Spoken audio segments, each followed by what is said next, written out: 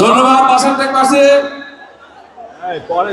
আজকের এই সুন্দর একটি সমাবেশ, শান্তিপূর্ণ সমাবেশ উপহার দেওয়ার জন্য।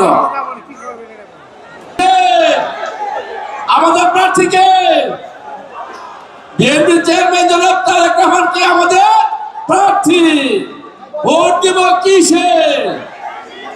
উন্নয়নের মার্কা বাসানটেক পাশে মনের মানুষ জনাব তারেক রহমান, আমাদের প্রিয় মার্কা ধানের শীষ মার্কা।